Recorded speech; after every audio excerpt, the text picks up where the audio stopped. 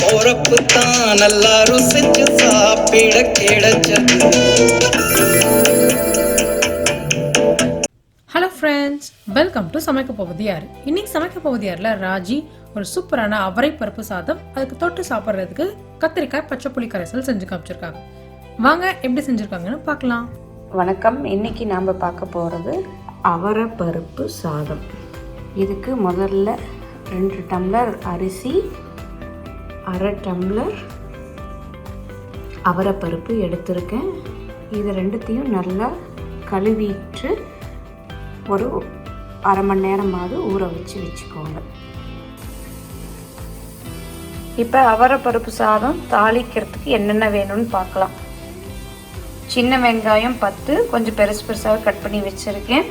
வரமிளகா 2 கிள்ளிட்டு விதையை எடுத்துகிட்டு வச்சுருக்கேன். கொஞ்சம் கருவேப்பிலை, கடுகு, தேங்காய் துருவல் ஒரு 1/4 கப்பு, தேவையான அளவு உப்பு, ஒரு அரைக்கிறதுக்கு 4 பல் பூண்டு, 1 ஸ்பூன் சோம்பு, ஒரு சின்ன துண்டு பட்டை, 2 கிராம்பு, 1 டீஸ்பூன் ஜீரகம், ஒரு 10 கருவேப்பிலை. இப்போ ஒரு பேனில் நான் கொஞ்சம் தேங்காய் எண்ணெய் விட்டுருக்கேன். தேங்காய் எண்ணெய் இப்போ சூடாயிடுச்சு. சூடான உடனே தேங்காய் எண்ணெய் சூடான உடனே கொஞ்சம் கடுகு,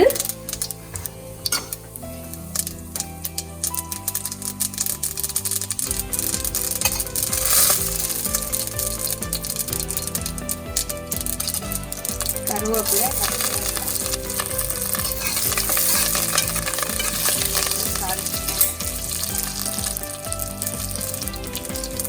அதோட வெங்காயத்தை கட் பண்ணி வச்சுருக்க வெங்காயத்தை சேர்த்துக்கணும்.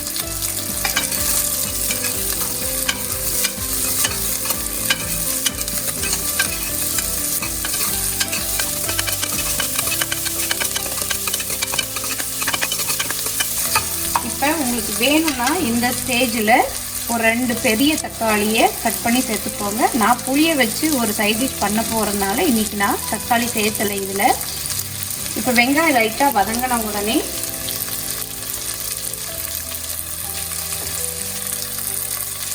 தேங்காய் துருவலை போட்டு கொஞ்சம் மஞ்சத்தூள்,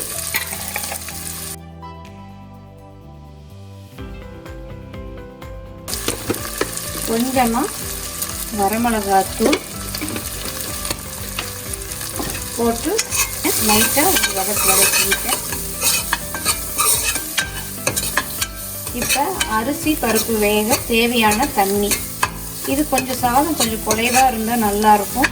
அதனால் நான் 2 கப் ரைஸ், 1/2 கப் அவரை பருப்புக்கு மொத்தம் 2.5 கப் இருக்குது. நான் 6 டம்ளர் தண்ணி ஊற்ற போகிறேன்.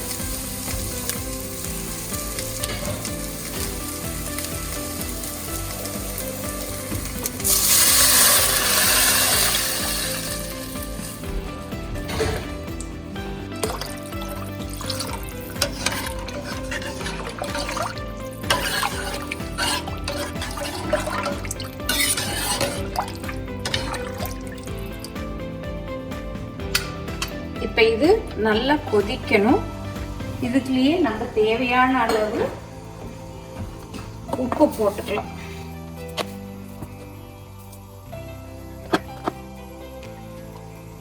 இப்போ நான் பூண்டு, சோம்பு எல்லாத்தையும் லேசாக அப்படியே குறைன்னு கொஞ்சம் அரைச்சி வச்சுக்கிட்டேன்.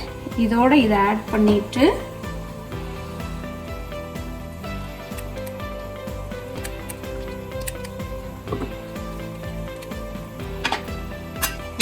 கலக்கிக்கோங்க.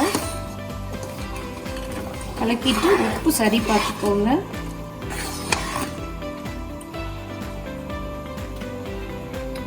உப்பு சரியாக இருக்குது. இப்போ இதோட ஊற வச்ச அரிசியும் பருப்பையும் சேர்த்துக்கோங்க.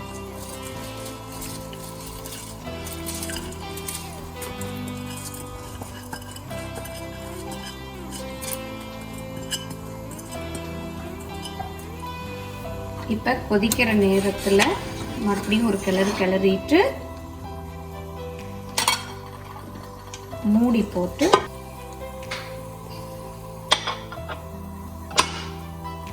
விசிலையும் போட்டு ஒரு 3 மீடியம் ஃப்ளேமில் வச்சுருங்க.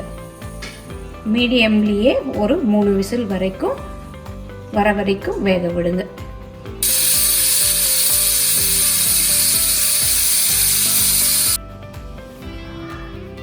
இப்போ 20 நிமிஷம் ஆச்சு. குக்கரை மூடி திறந்து பார்க்கலாம். சுவையான அரிசி பருப்பு சாதம் ரெடி.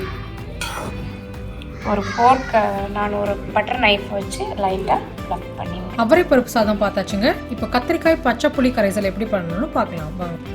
இந்த பெரிய கத்திரிக்காயை வச்சு நாம் அவரை பருப்பு சாதத்துக்கு ஒரு சைட் டிஷ் பண்ண போகிறோம். அதுக்கு முதல்ல நான் இப்போ லைட்டாக உள்ளே ஸ்லிட் பண்ணிவிட்டு கேஸில் சுட போகிறேன். இதை இந்த மாதிரி ஒரு கத்தியில் அதை சொருகிட்டு இப்போ ஸ்லிட் பண்ண ஒரு பார்ட்டாக கேஸில் டைரெக்டாக நாம் சுடணும். எனக்கு என்னுடைய பெரிய பையன் இதுக்கு ஹெல்ப் பண்ணிகிட்ருக்கான். நல்லா திருப்பி எல்லா பக்கமும் வேகிற மாதிரி சுட்டுக்கணும். ஸ்லிட்டு போட்டிங்கன்னா உள்ளுக்குள்ளே கொஞ்சம் நல்லா வேகும். இந்த மாதிரி தண்ணி விடும், பரவாயில்ல. அப்படி வந்ததுன்னா தான் நல்லது. இப்போ கத்திரிக்காயை சுட்டாச்சு. இந்த சுட்ட கத்திரிக்காயை ஒரு 10 நிமிஷம் அப்படியே ஆற விடுங்க. இப்போ சுட்ட கத்திரிக்காய் ஆறிடுச்சு. இதோட மேல் தோலை ரிமூவ் பண்ணிவிட்டு அப்படியே கையாலேயே கொஞ்சம் பிணையும் போது அந்த விதையெல்லாம் தட்டுப்படும். முடிஞ்ச அளவு விதை நார் எல்லாத்தையும் எடுத்துடணும். கையில் பிணையிறதுக்கு கஷ்டமாக இருந்ததுன்னா இந்த மாதிரி விதையெல்லாம் எடுத்து போட்டுட்டு குட்டி குட்டியாக கட் பண்ணிக்குவோங்க. முடிஞ்ச அளவுக்கு சின்ன பீஸ் வர மாதிரி கட் பண்ணிக்குவோங்க. இப்போ கத்திரிக்காய் அந்த பச்சை புளி கரைசல் பண்ணுறதுக்கு நாம் ஒரு பாத்திரத்தில் ஒரு எலுமிச்சை அளவு புளியை கரைச்சி அதோட சாறு மட்டும் எடுத்து வச்சுருக்கேன். கொஞ்சம் திக்காக எடுத்து வச்சுருக்கேன். அதுலேயே எனக்கு தேவையான அளவு உப்பையும் நான் போட்டுக்கிட்டேன். இப்போ இதில் தாளித்து கொட்டுறதுக்கு சின்ன வெங்காயம் கொஞ்சம் பொடியாக நறுக்கி வச்சுருக்கேன். அப்புறம் கருவேப்பிலை, பச்சை மிளகா, அலங்கரிக்கிறதுக்கு கொஞ்சம் கொத்தமல்லி தழை, மஞ்சத்தூள், அப்புறம் கடுகு, ஜீரகம் இதோடு சேர்த்து நம்ம இப்போ தாளிக்கணும். எண்ணெய் விட்டுருக்கேன். எண்ணெய் காஞ்சதும் கொஞ்சம் கடுகு, ஒரு 1/2 டீஸ்பூன் ஜீரா போட்டு குட்டியாக வெட்டி வச்சுருக்கிற பச்சை மிளகாயும் சேர்த்து பச்சை மிளகா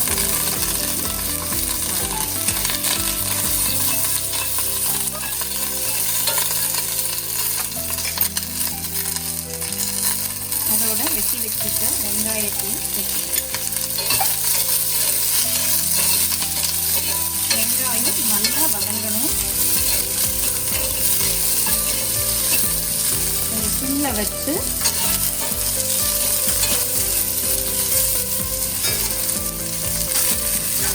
கொஞ்சம் சால்ட் போட்டுக்கிட்டேன். சீக்கிரம் நல்லா வதக்குங்க. ஈவனாக வேகணும். இதை நம்ம மறுபடியும் வேக வைக்க போகிறதில்ல, அதனால இது நல்லா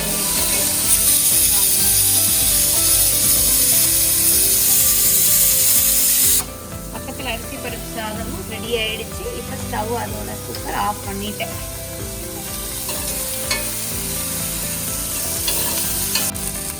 இப்போ வதங்குற வெங்காயத்தோட கொஞ்சமாக மஞ்சத்தூள் மட்டும் சேர்த்துட்டு கொத்தமல்லி தழையும் சேர்த்து லைட்டாக ஒரு வதக்கிட்டு ஆஃப் பண்ணிடுங்க.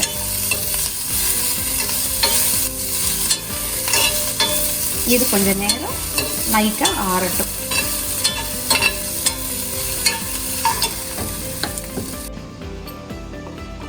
இப்போ இந்த புளிக்கரைசல் பார்த்துக்கோங்க, ஓரளவுக்கு தான் தண்ணியாக இருக்கணும். இந்த புளி கரைச்சி வச்ச புளியில் ஏற்கனவே உப்பு போட்டுட்டேன்.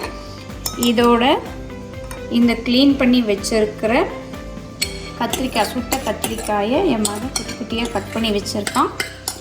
அதையும் நாம் வதக்கிய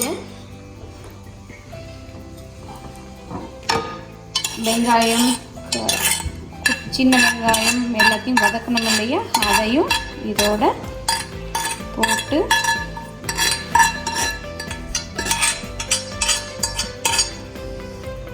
நல்லா கலக்கிக்கோங்க. முடிஞ்சால் கையில் பிணையணும், இல்லைன்னா அப்படியே நல்லா கலக்கி கலக்கிக்கோங்க.